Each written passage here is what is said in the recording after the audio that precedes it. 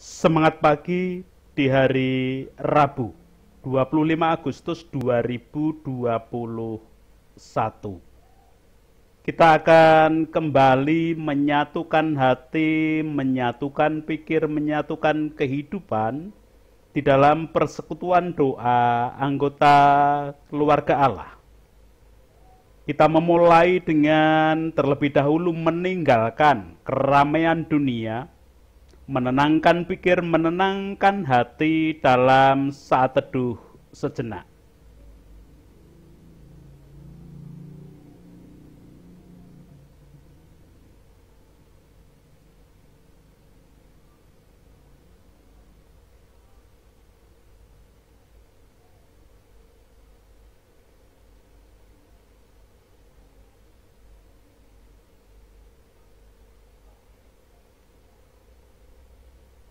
Pertolongan kita hanya berasal dari Allah yang telah menciptakan langit bumi beserta segala isinya.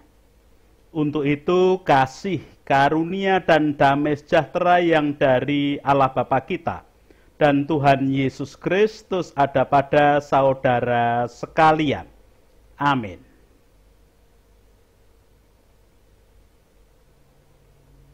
Anggota keluarga Allah, perenungan Sabda hari ini menggunakan tema dan judul Tuhan tidak sedang pilih-pilih tebu padaku.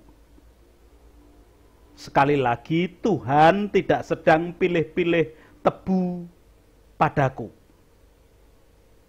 Ungkapan Jawa yang digunakan pada judul dan tema di depan tadi adalah pilih-pilih tebu.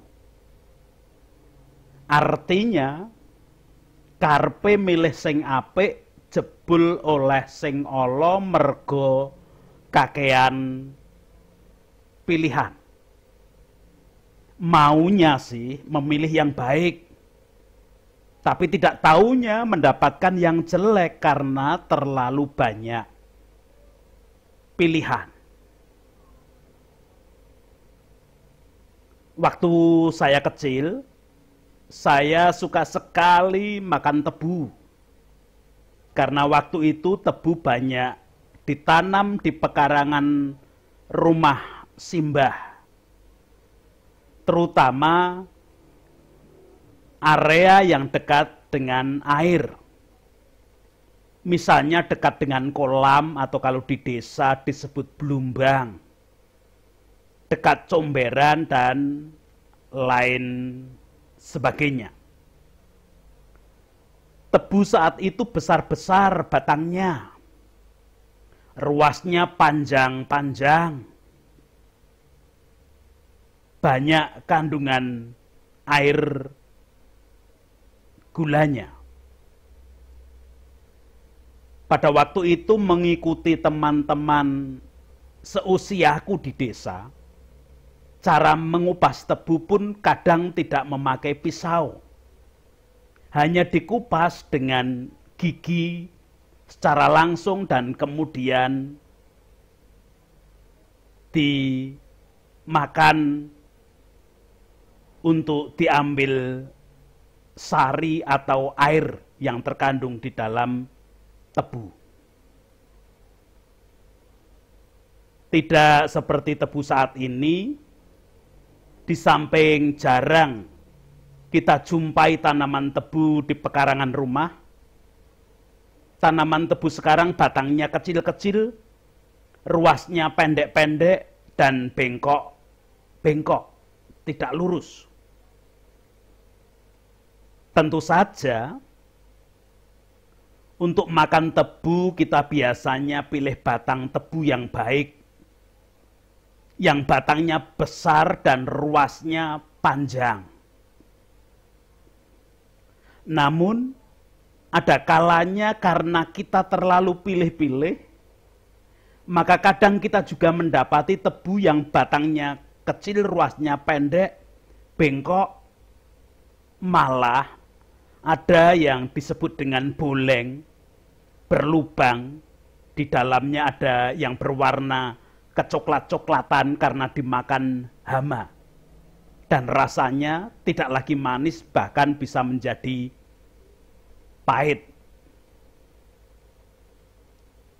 Peribahasa pilih-pilih tebu di atas menegaskan kepada kita agar kita tidak terlalu pilih-pilih dalam segala hal, baik dalam berkawan, berbisnis, mencari jodoh, dan lain sebagainya. Mengapa tidak pilih-pilih?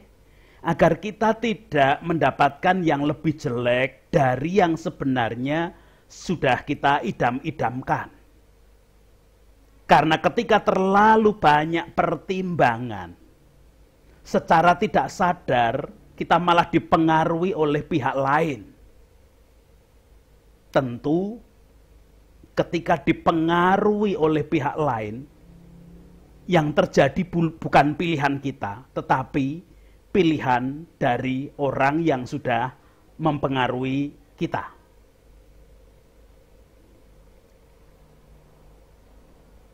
Anggota keluarga Allah,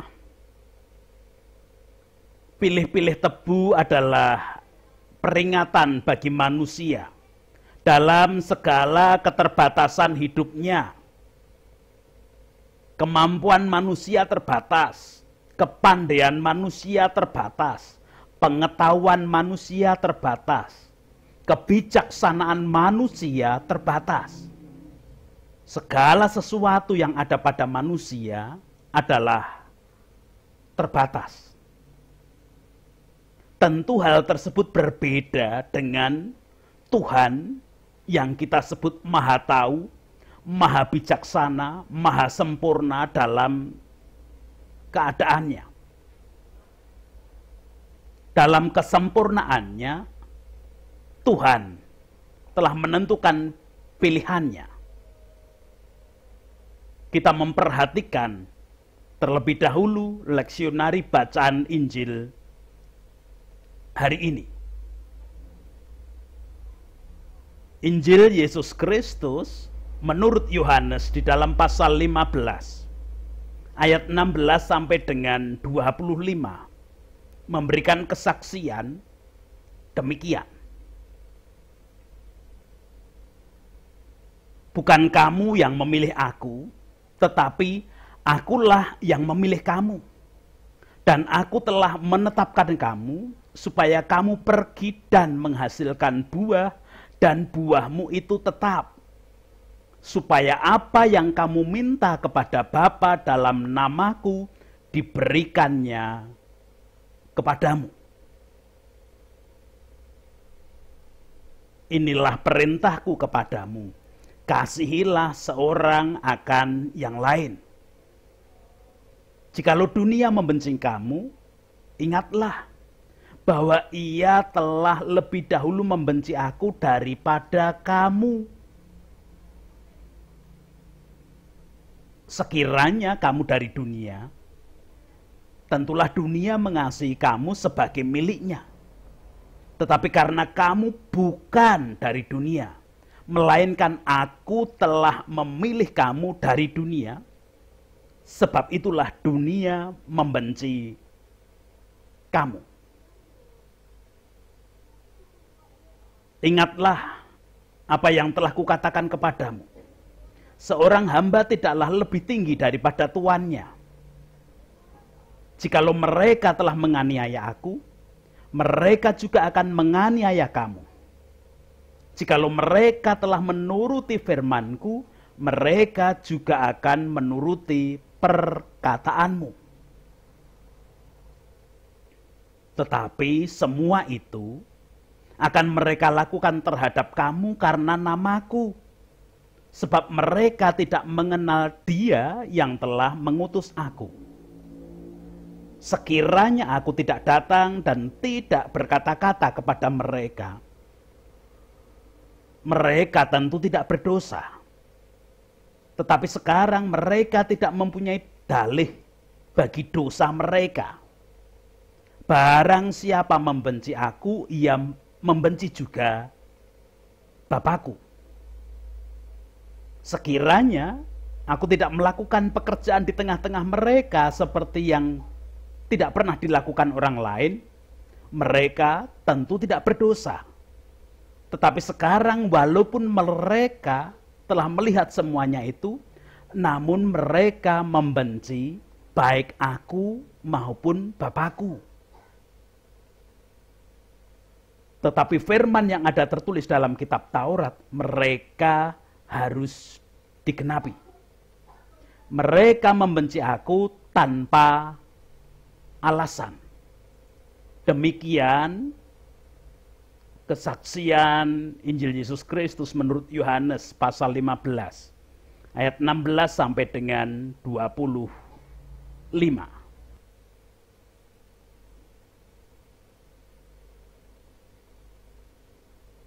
Anggota keluarga Allah dalam kesempurnaan dan kemahatauannya, Tuhan memahami betul kondisi manusia yang terbatas, yang tidak mungkin sempurna di dalam pilihannya. Untuk itulah Yohanes memberikan catatan bahwa Tuhanlah yang menentukan pilihan, bukan manusia.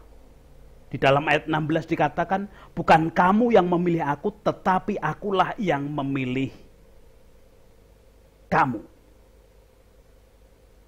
Pilihan ini bukanlah pilihan untuk diselamatkan, melainkan dipilih Tuhan untuk mengeluarkan buah dari keselamatan. Anggota keluarga Allah, karya penyelamatan bagi manusia telah dilakukan Allah di dalam Tuhan Yesus Kristus. Allah sebenarnya menghendaki agar semua manusia diselamatkan. Namun, karena manusia memiliki kebebasan untuk menentukan sikap, maka wajarlah tatkala ada yang menerima dan ada yang tidak menerima, bahkan sampai ada yang membenci Sang Penyelamat.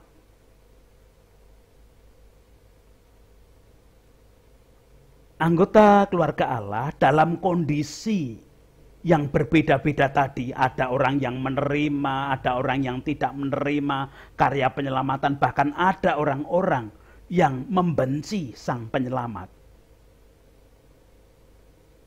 Bagi orang-orang yang menerima karya penyelamatan Allah di dalam Tuhan Yesus Kristus, dipanggil dan dipilih untuk mengeluarkan buah keselamatan itu.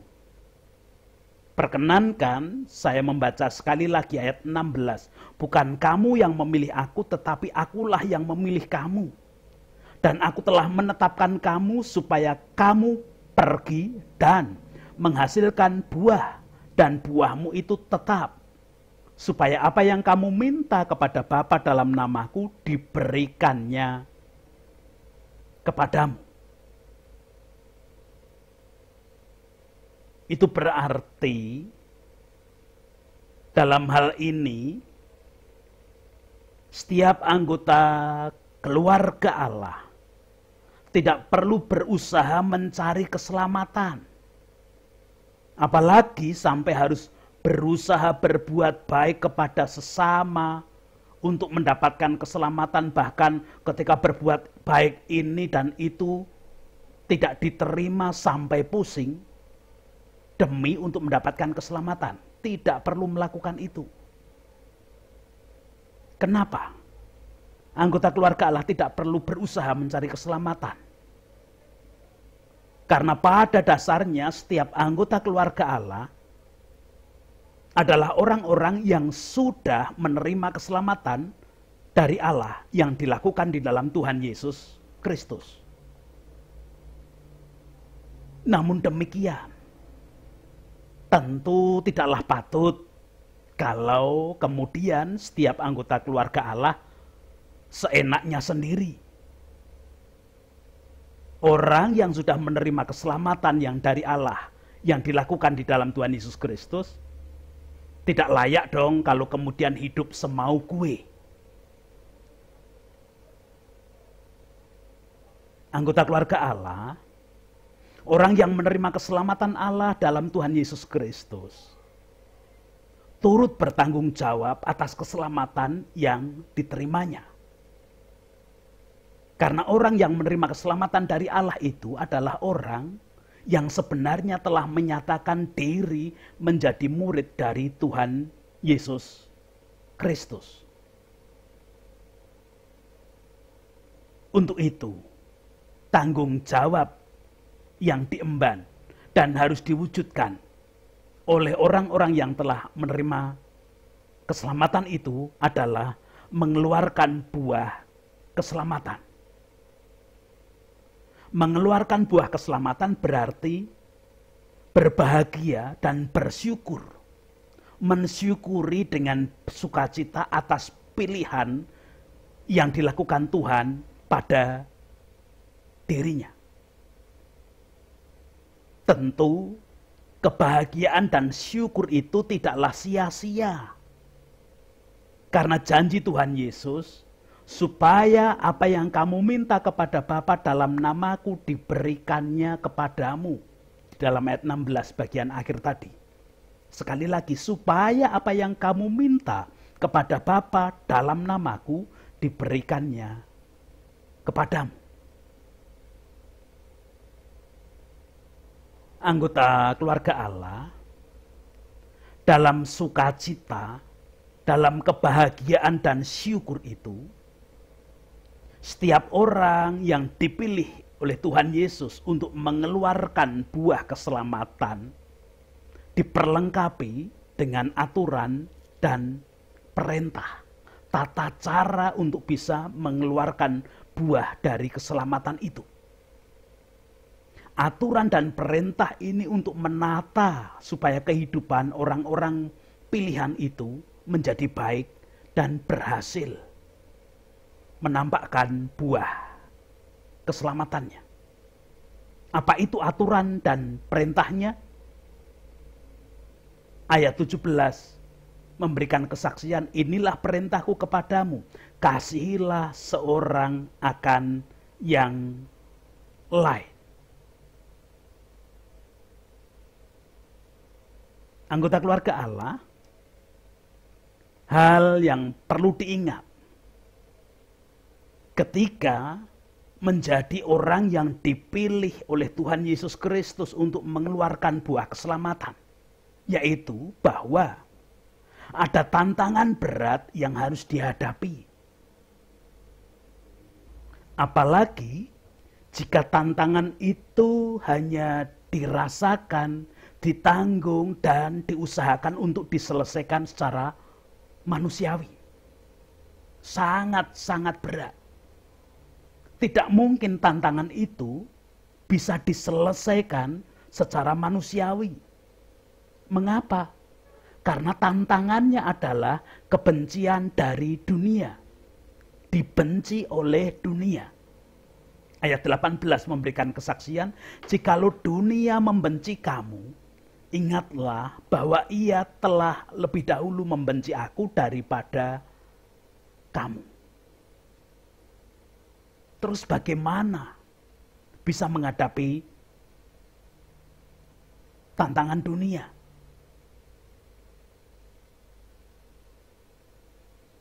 Untuk mengetahuinya, kita perlu terlebih dahulu juga memahami bahwa kebencian dunia itu tidak bisa diselesaikan dengan cara manusiawi. Kita ingat, Tuhan Yesus sendiri telah membuktikannya. Ketika ia datang ke dunia dalam rupa seorang manusia, sebagai seorang hamba, bahkan mengalami penderitaan sampai mati di kayu salib. Ia dibenci oleh dunia. Namun, dalam ketaatan dan kesetiaan kepada Allah surgawi, dia berhasil menghadapi tantangan kebencian itu, dia berhasil menyelesaikan tantangan kebencian dunia itu. Jadi caranya untuk menyelesaikan tantangan kebencian dunia tadi adalah dengan ketaatan dan kesetiaan kepada Allah surgawi. Anggota keluarga Allah, Tuhan Yesus telah memilih setiap kita, anggota keluarga Allah, untuk menghasilkan buah keselamatan. Tentu dia memilih tidak dengan sembarangan, apalagi hanya sekedar pilih-pilih tebu, hanya jajal-jajal. Dia adalah Tuhan yang Maha Kuasa, Maha Tahu, Maha Sempurna, apalagi setelah kebangkitannya dia naik ke surga menunjukkan kesempurnaannya secara utuh. Dia berkuasa atas surga dan dunia. Tentu di dalam kemahakuasaan, kemahatauan dan kemahasempurnaannya, dia tidak sembarangan melakukan pilihannya. Kalau kita anggota keluarga Allah dipilihnya, maka tentu kita berbahagia, tentu kita bersyukur. Sekalipun kita sadar memang ada tantangan, bahkan tantangannya juga berupa penganiayaan yang kemungkinan bisa dirasakan dan dialami oleh setiap anggota keluarga Allah. Dan semua itu memang harus terjadi.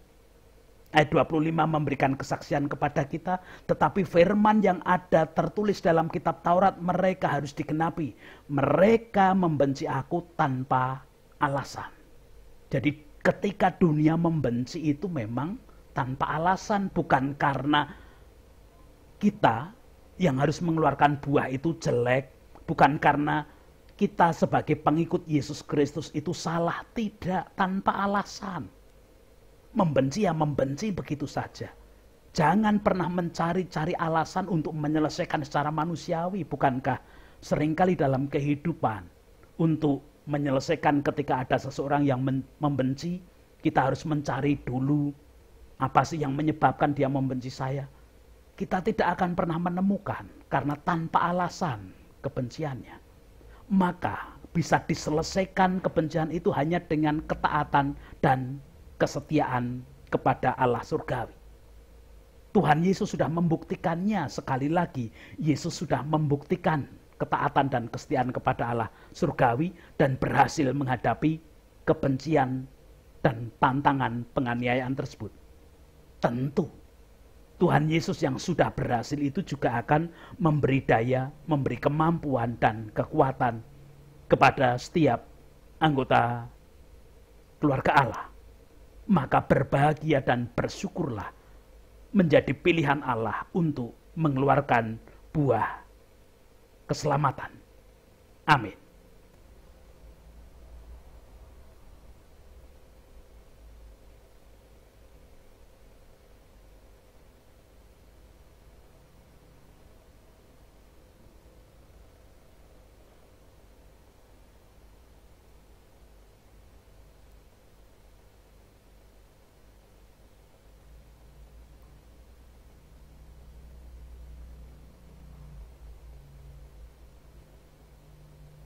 Anggota keluarga Allah, kita patut berbahagia dan bersyukur diingatkan bahwa kita adalah bagian orang-orang yang dipilih oleh Tuhan Yesus Kristus untuk mengeluarkan buah keselamatan yang sudah kita terima dari Allah. Yesus sudah membuktikan dia bisa mengatasi kebencian dunia atas dirinya dengan cara taat dan setia kepada Allah surgawi. Mari kita mengikuti jalannya, meneladan kepadanya, dan kita menuruti apa yang menjadi perintahnya untuk saling mengasihi apapun keadaannya. Karena itulah yang akan menyelesaikan semua keadaan yang tidak baik. Kita akan bersama menghadap Tuhan di dalam doa syukur dan doa syafaat. saya antarkan. Puji, hormat, dan syukur kemuliaan hanya bagi nama Allah yang hari ini bersabda, mengingatkan kami melalui kesaksian Yohanes ketika mencatat, memberikan catatan tentang apa yang dinyatakan oleh Yesus, bahwa Dia telah memilih kami, anggota keluarga Allah, sebagai orang-orang yang harus mengeluarkan buah keselamatan. Memang ada tantangan, memang ada hal yang tidak mudah karena dibenci, bahkan resiko dianiaya oleh dunia. Namun, kebencian, tantangan, dan resiko itu sudah dikalahkan oleh Yesus Kristus dengan ketaatan dan kesetiaan kepada Bapa. Sekarang kami mau mengikuti jalan Yesus Kristus.